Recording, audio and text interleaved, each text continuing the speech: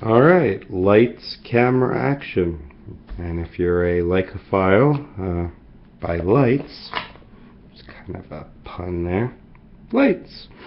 Anyway, you've seen my M6 in other videos, and this was a planned unboxing video for the 35mm Summicron F2 aspherical, the latest 35mm. Unfortunately, I do not know how to create a video and then upload it to YouTube. I haven't had time to really fool around with that too much, so I'm using YouTube's upload feature. I am using an external Blue Yeti mic that I've mentioned in other videos. That's and with the built-in camera in my MacBook Pro. So anyway, I had already recorded a video on the unboxing of this 35, but the YouTube failed to upload, and I got the reconnection error. So we're starting from scratch, but I didn't want to repackage up the whole lens. But I just want to say I bought this lens pre-owned, as I buy all of my Leica products, and it came in this pretty big box filled with packing peanuts, and then it was 2 layers of bubble wrap, and then an extra bag. So great job on the packaging to the seller. I did buy it off of an auction site, but from a camera dealer. So, and it was listed as in excellent shape, and I would actually list it as like new. I mean, if I bought this lens new, I would be perfectly happy with it. I mean, it's flawless. So just to tell you a little bit about why I wanted the 35. You've seen my my 90mm in other videos, but I'll show it to you again. Yes, if you do a size comparison, I'll take off the. So picture. I don't know if that really does much for you, but it's about the same overall. 35 and the 50 as far as length. I do have a 90 on order, but that's coming from out of a seller from out of the country, so that might take a little while to get here, but when it does, I'll be sure to do a video on that.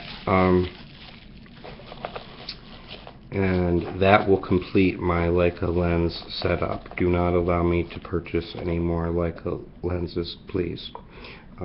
My bank account will thank you. Anyway, and I have another M6 body coming. This body kind of got a little bit of a deal on it because there's some minor scuff marks above the camera lugs. The previous owner must not have used any sort of a strap that had protection, so I have got I have rubber grommets over the lugs. Then this strap, which is, I believe I got the company's called Lance straps. I was going to get the Artist and Artisan. I didn't, because I originally bought this strap for my X100S, and the Artist and Artisan split rings are a little bit too thick for that camera. So I bought this, which is a great strap. I mean, it's an OD green, which is kind of neat. and I chose the OD green to kind of go with the whole like adventure, traveling photojournalist look of the Leica that I'm kind of going for. Anyway, I first saw the 35mm in the movie Blood Diamond.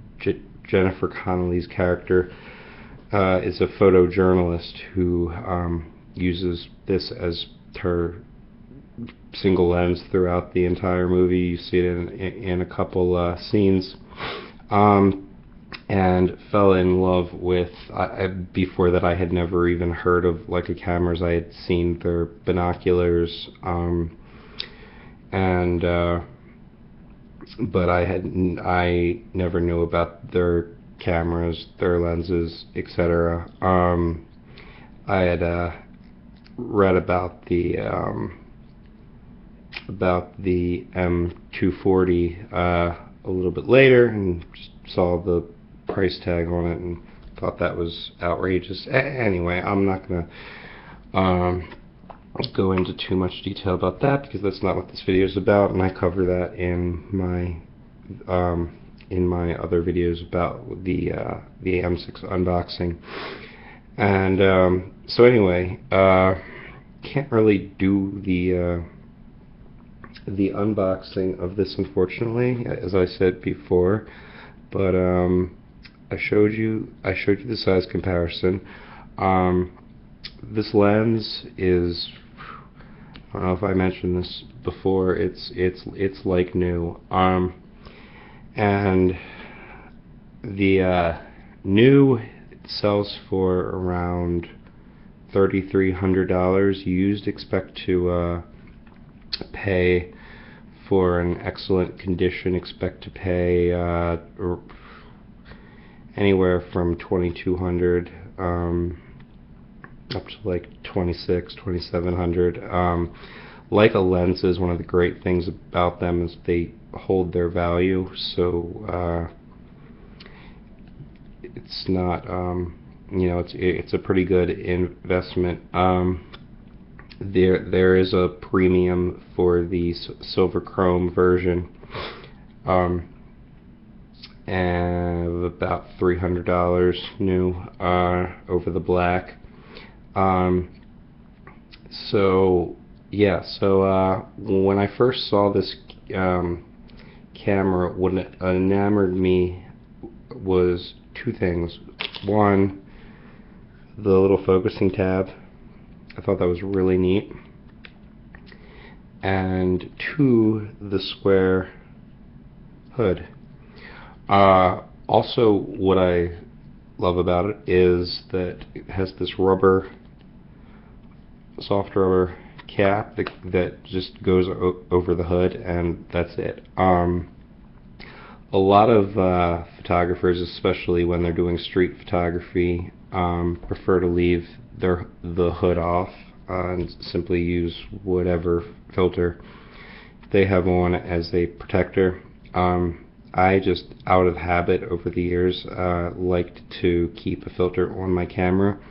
With the 90, it's kind of annoying because as of right now, or the way it comes from Leica, is you have to take off the snap-on filter, reverse it, and then there's a cover for it. So so you have to take off, the snap-on shade, reverse it, and then put it on the lens, then there's a cover. So it's kind of a process. Both the 35 and the 50.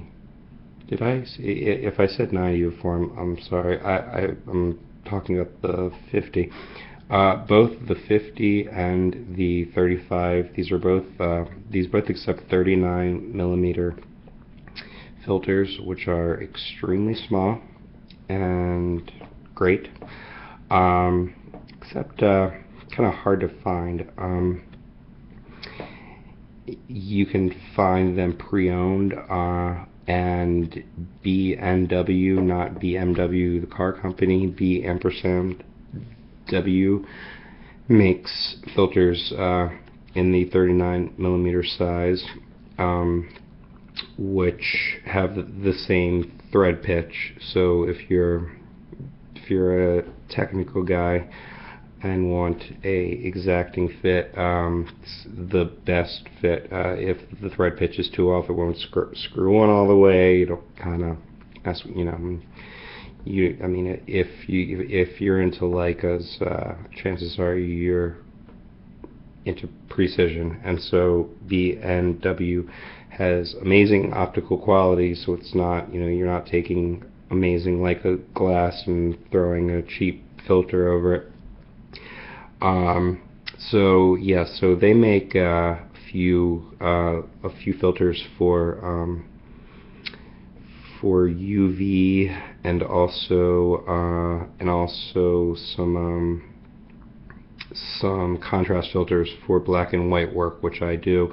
I did have the opportunity to purchase a pre-owned set in excellent condition of the Leica filters for black and white work, a yellow, orange, red, green, I believe it was, but I decided not to do that.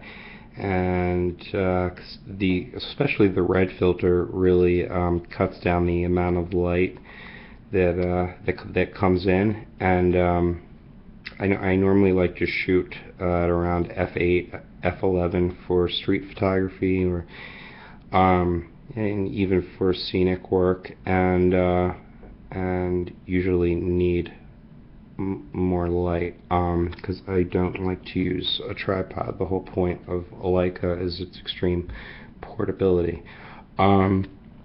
So yeah, so as far as a review, the weight is amazing. You know, it's solid. The focusing tab is plastic. Not thrilled with that, but who cares? So is the hood, and then the hood covering's rubber. Now, to talk about hyperfocal distance, and okay, so let's say I'm shooting at f8. I'm gonna put infinity right over the f8 marker. F8 is right there. Okay, and then on the other side. So, okay, so right around 7 feet to infinity is in sharp focus. So that's, I mean, if you're doing street photography, chances are your subject's going to be between 6 feet away from you and infinity. So there you go. No real need to change your focus. And if you go up, you know, if you have enough light and you want to go up to f11, the optical quality, I mean, you're not really losing much, you know, at f11. You know, if you like a shallow depth of field, of course, you know, this is the lens goes down to f2. Which would make it a pretty shallow depth of field. But anyway, so it's about the same size as the Summicron M 50mm that I have. This is Leica's latest 35mm. Uses the outside frame lines, which it shares with the, let me just double check this to, yeah, with the 135. So,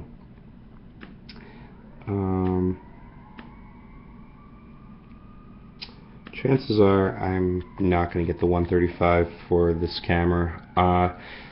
So there's not, the 135 is kind of cumbersome. Anyway, right now I have a B&W yellow contrast filter because I'm shooting black and white film, and I do like a little bit of contrast without lowering the amount of available light that comes into the camera. I also got a that filter I got new, but I did get a Leica 13131, which is their UV filter. And then I have another B&W filter. It's like a 81C, I believe, for just warming up Velvia 50 slide film.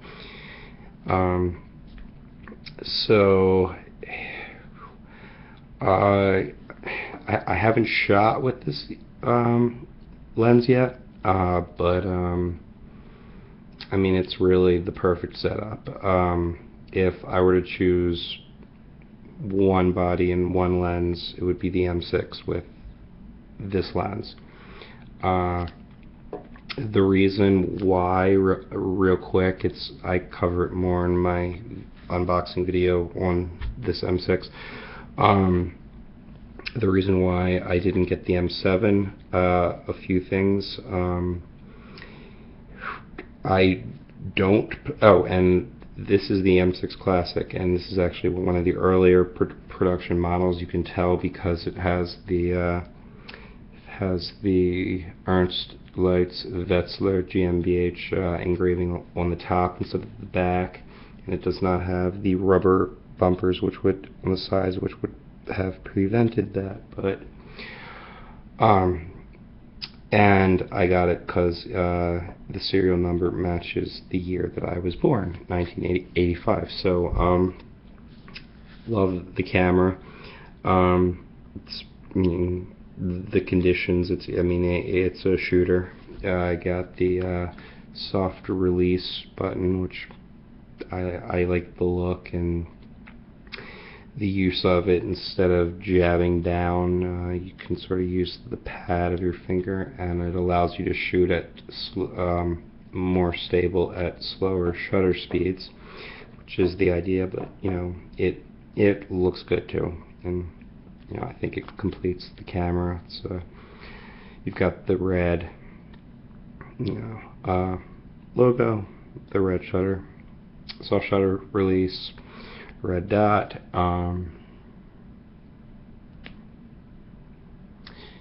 And anyway, what else can I say about this? It's just the focusing is super smooth. It's silky smooth.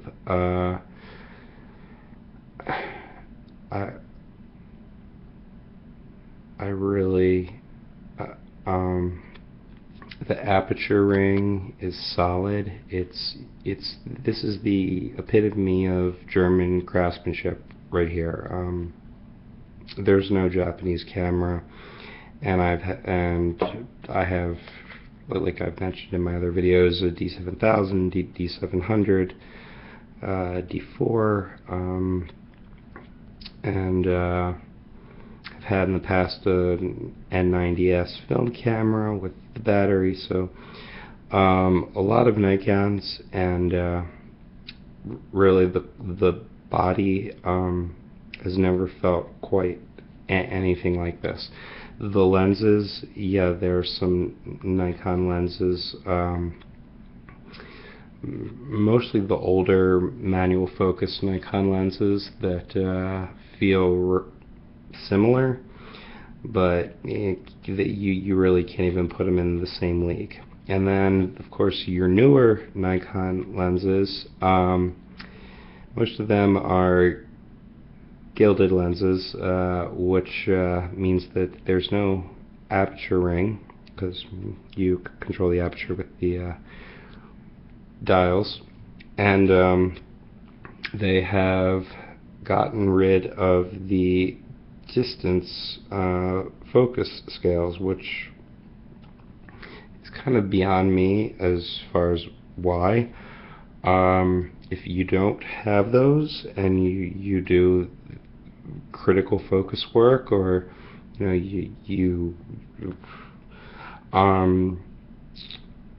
or really if you just want to play, I really don't understand why they got rid of it. So there's a software, so there's an app on my iPhone I think it's called Depth of Field Master or something like that, that calculates, you basically in the free version, I think you manually put in the circle of confusion, or the crop factor, the focal length, the aperture, the focal length, and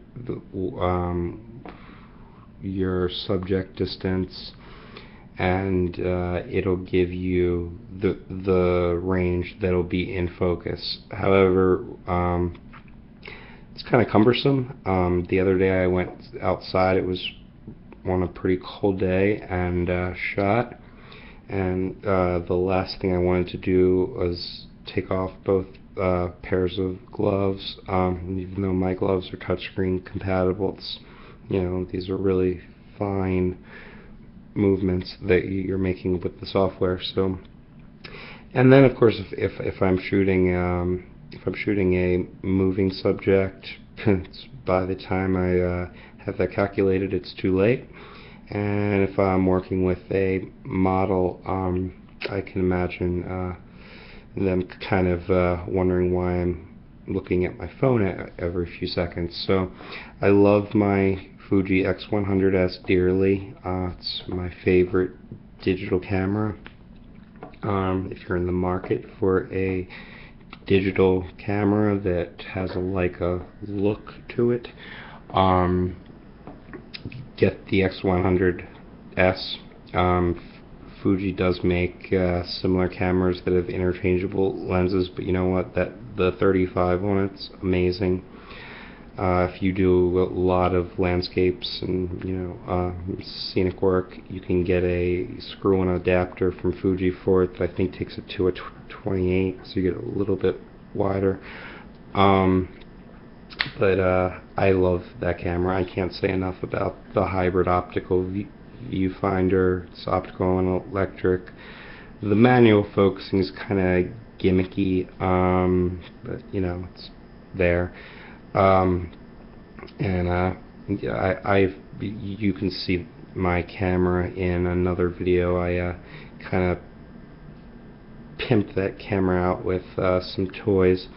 But anyway, so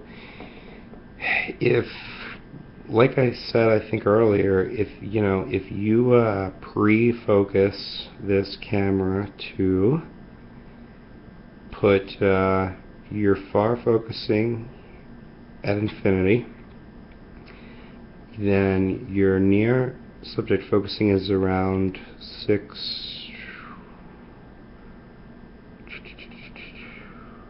Just double check this. 1, 2. Yeah, it's around like 7 feet to be safe.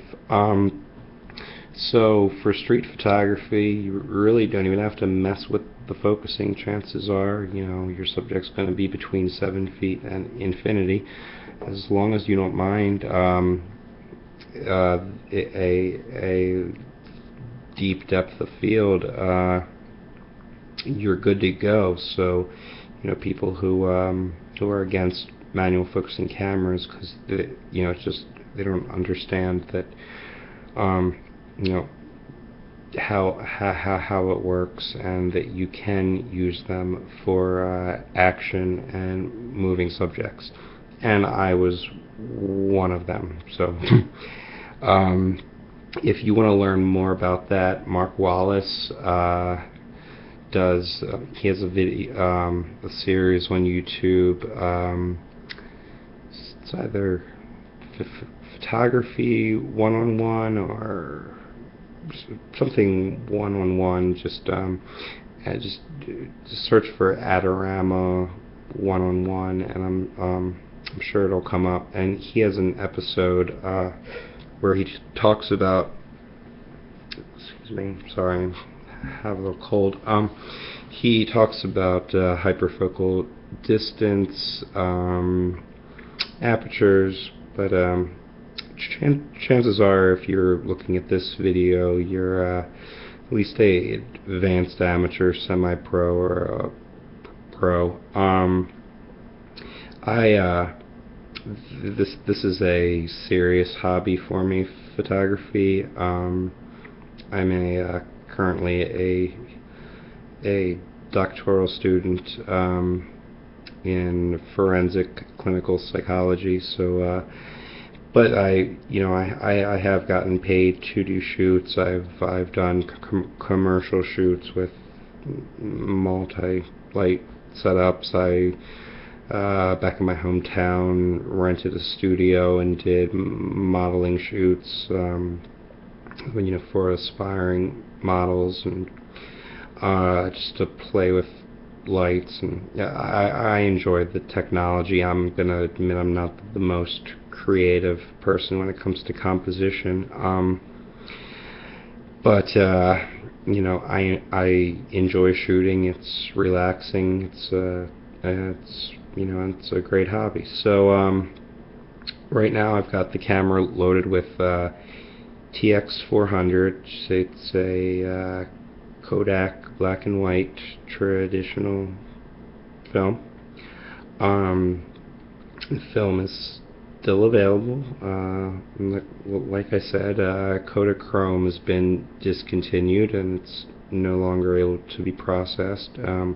I have a couple rolls for nostalgic purposes, and I unfortunately wanted to shoot and have developed one roll of Kodachrome before they stopped, but kept putting it off and never got the chance. But I have Velvia 50, which is still being made, and a filter that warms that up a bit. And so and I found I guess I can well, okay, we'll make this video around a half an hour. Labs, you can still find mini labs at Walgreens. Some Walgreens still have them, so some of your local drugstores still have wet labs. The quality varies by technician, etc. Of course, you're not going to be able to get your slide film or your black and white film unless you get that like fake black and white film. I forgot what it's called, but it uses the C41 developing process. But the quality is going to vary by technician, machine, etc. Places like Walmart that used to have wet labs, you can still send out your film. I've done that in the past, not a few years ago, and did not get back the best prints. So pro labs prices range huge. What I found a great compromise locally that runs roughly $5 to $6 to develop the film. So that gives you your negatives, and then they have $140,000 scanner that scans the negatives, and there's they have two scanners. So you get your files on a CD, and so you can you have digital files that are huge, that are better higher arguably than what you would get with even a super high-end DSLR. And then what I plan on doing is looking through those, and if there's an image that I love, finding that negative.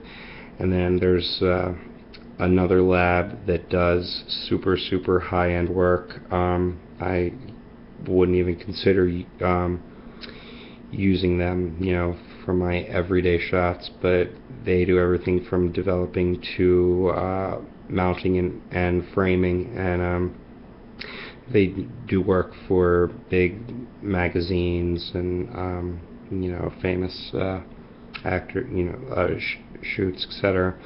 But so yes, so that's I guess that covers everything in this video. I mean, if if you have any specific questions about the lens, I haven't shot with it yet, so I can't tell you, and I haven't had any images developed. I'm kind of waiting till I have a few more rolls of film to take with me, and then I'll go get them all developed. So yeah, so thanks for watching. Remember, I have a 90mm on its way and a second body. So a few more reviews on Leicas, and that's about it. So BGA signing off. Have a great rest of your day. Bye. Failed to upload, and I got the reconnection error. So we're starting from scratch, but I didn't want to repackage up the whole lens. But I just want to say I bought this lens pre-owned, as I buy all of my Leica products, and it came in this pretty big box filled with packing peanuts, and then it was 2 layers of bubble wrap, and then an extra bag. So great job on the packaging to the seller. I did buy it off of an auction site, but from a camera dealer. So, and it was listed as in excellent shape, and I would actually list it as like new. I mean, if I bought this lens new, I would be perfectly happy with it. I mean, it's flawless. So just to tell you a little bit about why I wanted the 35. You've seen my my 90mm in other videos, but I'll show it to you again. I guess if you do a size comparison, I'll take off the picture. I don't know if that really does much for you, but it's about the same overall. 35 and the 50 as far as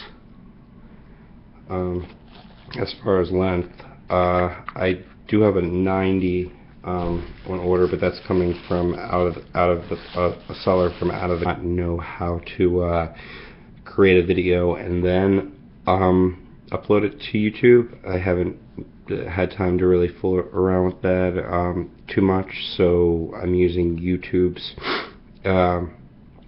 upload feature. I am using an external Blue Yeti mic that I've mentioned in other videos. That's and with the built-in camera in my MacBook Pro. So anyway, I had already recorded a video on the unboxing of this 35, but the YouTube. Alright, lights, camera, action. And if you're a Leica-phile, by lights, it's kind of a pun there, lights. Anyway, you've seen my M6 in other videos, and this was a planned unboxing video for the 35mm Summicron F2 aspherical, the latest 35mm. Unfortunately, I do not